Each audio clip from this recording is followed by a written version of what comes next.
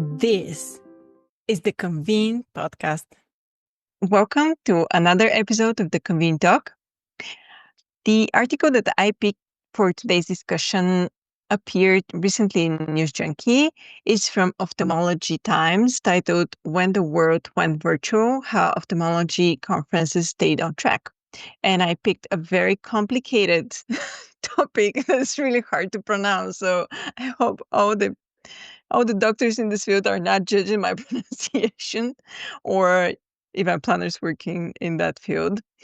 So the author starts with this, which I feel is very fitting for us too. So I'm quoting, as the spring conference season hits its stride, it's fitting moment to reflect on how the ophthalmic medical meetings have evolved since COVID-19 first opened at live events. So the Eye Care Network asked associations like the American Academy of Ophthalmology, the American Society of Cataract and Refractive Surgery, and the American Society of Retina Specialists to look back at what changed, what stuck, and how they are preparing for the next unexpected disruption, which I feel is very is very close to us right now. It's not very unexpected at this point in time. But before we dive into the examples that were given by the article, I wanted to ask you actually what stood out to you here, and was there anything you didn't expect to see in that article? Barbara? Well, here's what stood out to me, and I will also say that ophthalmology is very hard to spell as well as to say, and when they put it in another tense, I'm not gonna try that either. What stood out to me is when the ophthalmologist meeting talked about how important it was in a virtual in an online meeting to connect participants with experts. It just reminded me I had just read the Freeman's Trends Report, and it had, like, a really stunning statistic. It said that experts are what make the difference for people at meetings, and they were looking at in-person meetings. It said, "Access to knowledgeable staff is now the most important factor at events." 84% of the respondents to the survey said that conversations with subject matter experts are crucial.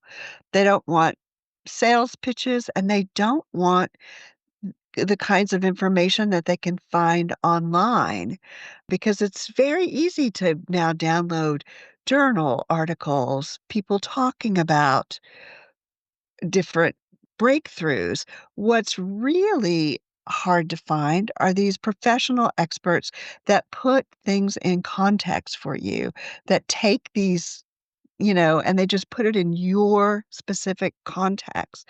So that just was like a screaming neon sign to me, like, I was impressed that they had figured this out and offered it in an online context, and then it really resonated with the report that talked about that. Because intuitively, we know that that's what happens to us when we go to meetings. We find somebody with the same problem who shares knowledge with us about how to change it, how to solve it. So, yeah, that was my takeaway. What about you? What did you see? I actually looked into a couple of different areas. So one of the things that I really liked was related to what you said about the experts, and there was this idea of continue the conversation areas, which was something for the in-person event, but then they also had this right in the virtual setting, which is only offered to virtual attendees, which I thought was a great idea and something the AAO is the American Academy of Ophthalmology. They said that they are still offering and still very well attended, which I was like, yeah, I can see where's the value in that, especially where you want to grab something quickly from a session, right? Just to have this access to a key opinion leader and ask them something that's relevant. Or then if you're in person to just speak with them. I know that these were always the most attended parts of medical events when I was on that side of the business. Jen, what do you have in mind? Thanks. One thing that kind of caught my eye that I thought was interesting was the part about the pain point when they were in virtual mode for them seemed to be getting their attendees to connect with their exhibitors. And they said that, you know, essentially they realized like it just wasn't going to happen. Like if the attendees were going to visit the expo online, they were going for something very specific. They weren't going to schmooze, which of course, exhibitors didn't love. So they realized that their virtual expo really just needed to be a resource center where attendees could learn about products. And I remember that when I was back in 2020, 2021, when we were doing a lot of stories about how organizations were, doing hybrid, doing virtual only, that was a pain point that they encountered again and again and again. And I remember, there were a few examples of solutions that they found, but from what I remember reading, I don't think that anyone really found a solve for it. It was something that they were like, really, this is where in-person events win time and time again. If you're an organizer and you really rely on your exhibitors and your sponsors and making sure that, attendees are able to engage with them, like the virtual setup just really doesn't work for that. So I thought that was interesting because I was like, yep, I remember hearing about that time and time again. Seems like it hasn't changed. That just goes to show like you really can't replicate an in-person event, online in a lot of ways. And so that was kind of interesting to me. Yeah, remember all the work in all those fancy booths. So when you were a sponsor, you could have a smaller or bigger one virtually, which made no sense. Yeah. And there were these options for your representatives to be online, so to wait for people to chat with them, and nobody showed up. And these people were just hooked on online with nothing to do, which was very hard for everyone. I feel also on the organizer part and the association part who want to deliver and want to, show up for their sponsors and supporters, and then they couldn't do much. Michelle, what about you?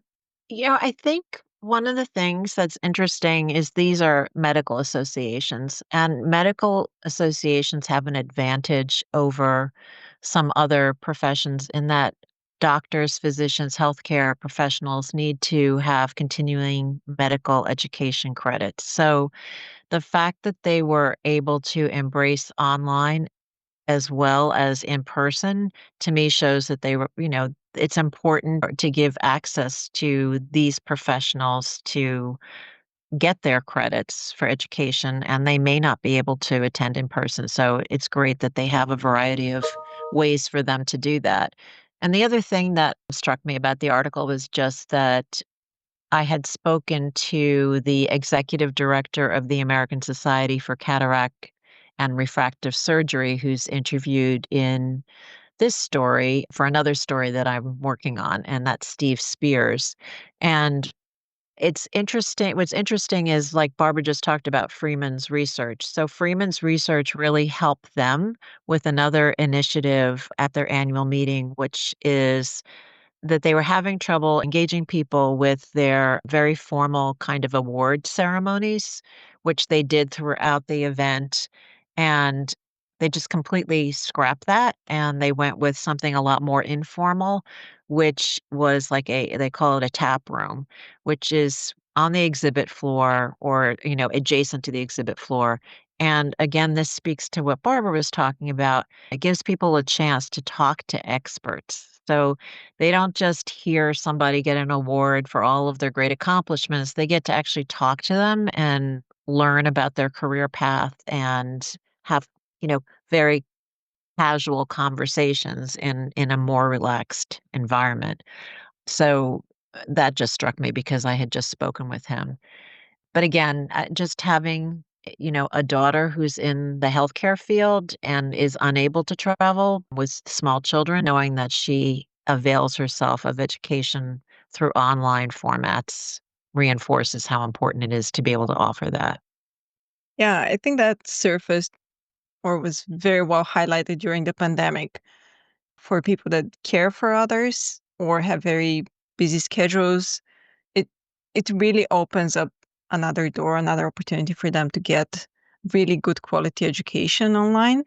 And Mhm. I think that was also the takeaway from one of the associations in this article, that what they took away from this whole experience was to provide excellent education to their members in a variety of formats. So now they saw that they really need to repurpose, to capture this content and repurpose it to just give more to their members, exactly for these reasons. And another thing that I remember from that time was the difference that captions made when, people are not native, or even if there was a speaker that's not native and was speaking either very fast or in a very low way, or because these are terms that are sometimes very complicated. Here we are struggling with ophthalmology, and let alone their bajillions of very complicated words that they use, and now they could see them written, and it made such a difference in understanding the actual content being delivered. So that was great to see that it stayed with those medical associations. I was thinking about this guy named Andrew Brodsky, who's written a great book called Ping about virtual communication. And one of the points that he made is that we have only been communicating virtually just a tiny little amount of time compared to I think he said 10,000 years that we've been talking. It's just these experiments that we're doing, and we're getting closer and closer to understanding what works in this context and what works in another context, so that we have that ability to like put resources into what works and not into what doesn't work. And meanwhile, like you said, the captioning, I am a person who is always going to understand something I read more fully than something I hear. And so I put captions on with almost everything I watch online, including movies. And so that accessibility is a great point. Have you seen all these funny videos on social media with people watching a movie, reading the captions, then they turn away for a second and all they could hear is gibberish, and then they look back and start reading and everything is clear again. So that's how it feels. Yeah, we need to be really more mindful of that and how we can help everyone, not just those that need it. Another thing that stood out to me was from the American Society of Retina Specialists, that they said the importance of flexibility in planning was now much more highlighted into their processes. And now they had these playbook of strategies and procedures that they learned from COVID, and they could really apply quickly if something similar was to happen. And I think that's very good points for those that might have just brushed off that time and forgotten about it. Because in the beginning, we were all scrambling and we are trying to make sense of the situation, trying to react. And why not really make this part of the planning process and just have it handy if something similar was to happen? And a few others, I think, reported now they had this opportunity to quickly switch formats if that needed to be done, which I think is very important. And one other thing, which was not related to education or the programming or planning, was one of the associations reporting how they saved money by having some of their executive committee meetings moved completely online, which before that were held in person. So they saved money on that, and they also downgraded their office spaces, which I think is important. You don't necessarily need a fancy office space, Especially when everyone's working remotely nowadays especially anyway. if, exactly. And especially if it's run by volunteers, right? Exactly. Oh, yes.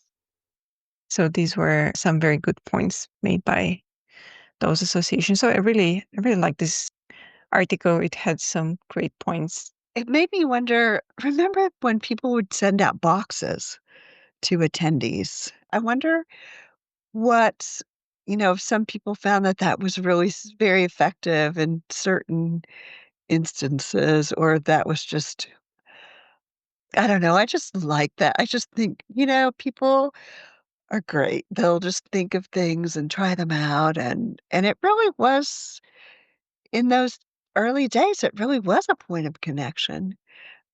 And it made me curious whether anyone had found that that was something that in certain instances and circumstances that it was good to continue that.